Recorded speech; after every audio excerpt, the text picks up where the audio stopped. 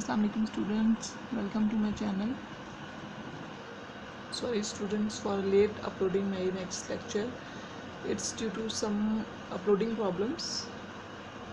My videos was saved as draft, not publicly shown, so that was problem in uploading. And yesterday I solved it. So today I decide to upload my next lecture.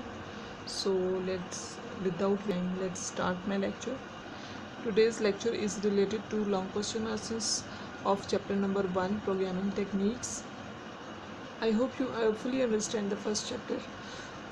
Sorry, programming techniques. First of all, understanding the problem, defining the problem, analyzing the problem. उसके बाद planning करनी होती है, planning the solution.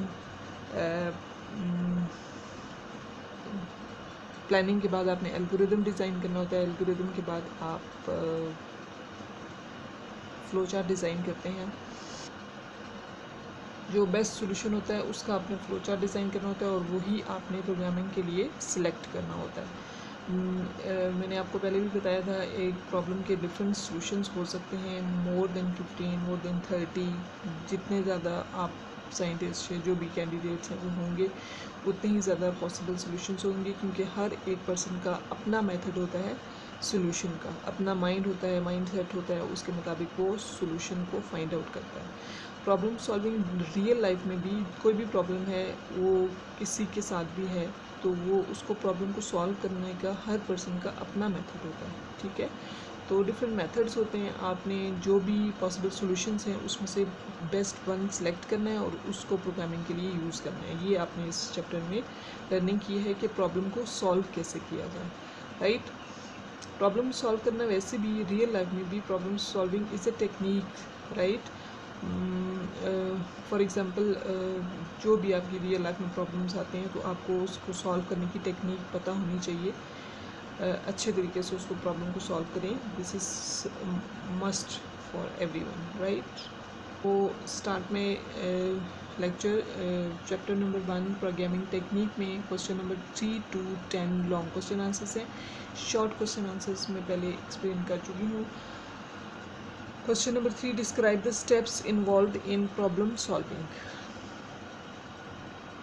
इसमें जितने भी हमने steps read किए थे प्रॉब्लम सॉल्विंग के, जो कि पेज नंबर 9 से 11 तक हैं, उसके बाद 11 से ऑनवर्ड हमारे पास जो एग्जांपल्स हैं एल्गोरिदम एंड फ्लो चार्ट की वो हैं. ठीक है, तो पेज नंबर 9 to 11 में अभी आपको शो भी कर देती हूँ. क्वेश्चन नंबर 3 आपके पास क्या था, describe the steps involve in problem solving.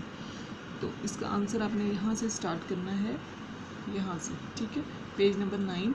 The following 5 steps are involve in problem solving on the computer. Right, इसमें जितने भी स्टेप्स हैं उसकी आपने लॉन्ग क्वेश्चन है तो इसमें हर स्टेप को पहले आपने स्टेप्स लिखने हैं. हेडिंग्स आपने पहले लिखनी है. Defining the problem, analysing the problem, planning the solution, candid solutions of जो भी पॉसिबल सॉल्यूशंस हैं वो प्रॉब्लम के, वो आपने लिखनी है. Select the best solution. यहाँ तक इसका आंसर है. ठीक है, लेकिन आप एल्गोरिदम एंड फ्लो चार्ट की डेफिनेशन भी इसमें इंक्लूड कर सकते हैं, और जो भी इसमें जो आपके पास स्टेप्स हैं उसके जो पॉइंट्स हैं वो आपने मस्ट लिखने हैं. ठीक है, एग्जांपल एक शॉर्ट सी आप दे दें हर उसकी स्टेप की. अब देखिए, डिफाइनिंग द प्रॉब्लम यहाँ से यहाँ तक आ जाएगा. जो भी इसके पॉइंट्स हैं, ये आपको 4 पॉइंट्स नज़र आ रहे हैं. ठीक है, ये आप लिख लेंगे. डिफाइनिंग द प्रॉब्लम में आप कोई भी एग्जांपल खुद से भी लिख सकते हैं, सिंपल सी. एनालाइजिंग द प्रॉब्लम में ये आपको पॉइंट्स नज़र आ रहे हैं ये. ठीक है, ये आपने लिख लेने हैं. उसके बाद next, planning the solution of the problem, इसके भी ये आपको पॉइंट्स नज़र आ रहे हैं. आपने पॉइंट्स मस्ट सारे लिखने होते हैं कंप्लीट. एग्जांपल आप कोई भी छोटी सी दे सकते हैं. उसके बाद आपके पास आ जाता है जो भी ऑल पॉसिबल सॉल्यूशंस हैं ऑफ द प्रॉब्लम, वो आपने लिखने हैं. इसका आंसर आप यहाँ से लेकर यहाँ तक लिख सकते हैं, और बल्कि ये भी इसमें इंक्लूड कर लें 3 points. Select the best solution, ये आपने कंप्लीट लिखना है यहाँ से यहाँ तक, ठीक है, ये यहाँ क्लियर, क्योंकि इसमें आ जाता है स्पीड, कॉस्ट, कॉम्प्लेक्सिटी, ये इम्पोर्टेंट है, ये आपने लिखनी है। उसके बाद एल्गोरिथम एंड फ्लो चार्ट की आप जस्ट डेफिनेशन लिखनी है, clear. Now look at the question number 4। Write an algorithm to calculate the area of rectangle for given breadth and length. आपको ब्रेथ एंड लेंथ गिवन होगी और उसका आपने area calculate करना है। अब इसमें सबसे पहले तो आपने ये सोचना है कि आपको पहले आपने थिंकिंग करनी है कि प्रॉब्लम को सॉल्व कैसे करें। तो इसमें आपको गिवन क्या है, आपको रिक्वायर्ड आउटपुट क्या चाहिए। गिवन आपको है ब्रेथ एंड लेंथ, मतलब आप विथ भी इसको कह सकते हैं। विथ एंड लेंथ गिवन है और उस रेक्टेंगल, ये दिस इज रेक्टेंगल, और इसकी आपको लेंथ गिवन है, विथ गिवन है, दीज आर इनपुट, राइट। और आपको आउटपुट क्या चाहिए, एरिया ऑफ रेक्टेंगल, क्लियर। अब इसका आपने सबसे पहले एल्गोरिथम डिज़ाइन करना है। एल्गोरिथम के लिए आपने start, this is algorithm. Step 1 start, let input the breadth and length. Step 2 calculate area, A is equal to length multiply breadth. Step 3 print A, area आपको ने कैलकुलेट कर लिया, this is very simple. Step 4 stop. अब इसी तरह से देखिए, ये आपके पास जस्ट ओनली 4 स्टेप्स आ गए हैं एल्गोरिथम के। Step 1 start, input the breadth and length. Step 2 calculate area, A is equal to L multiply breadth. And step 3 print A. Step 5 stop. इसका एल्गोरिथम भी मैंने साथ ही डिज़ाइन कर दिया, क्योंकि क्वेश्चन नंबर 9 में है कि write and convert the algorithms of question number 4 to 9 to flow chart. मैंने सेम क्वेश्चंस के फ्लो चार्ट एंड एल्गोरिथम साथ में डिज़ाइन कर दिए।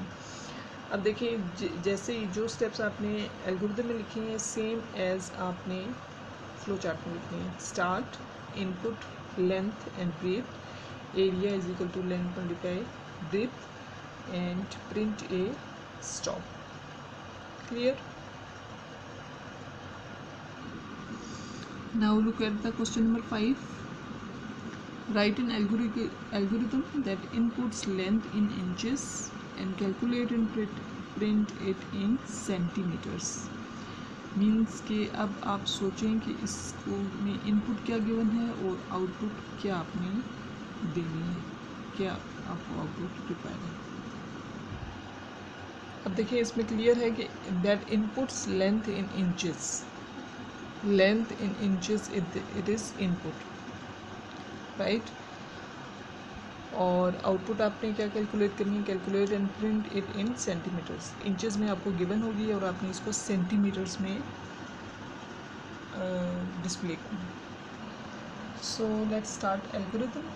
Step 1 start, let input the length in the inches, L I means length in inches. आपने variables बहुत अच्छे meaningful रखने होते हैं, ठीक है।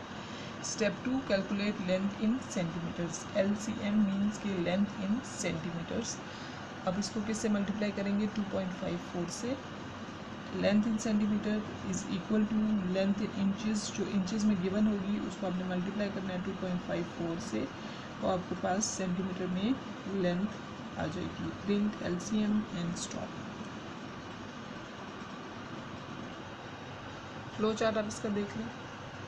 स्टार्ट, फ्लो लाइन, ये फ्लो लाइंस किसको शो कर रही हैं, फ्लो के डेटा कहाँ से कहाँ पे जा रहा है। Start, then input LI length in inches, आपने कैलकुलेट करने हैं प्रोसेसिंग बॉक्स में LCM is equal to length I multiply 2.54। Then input and output symbol कौन सा है, this one. Print LCM and stop, clear.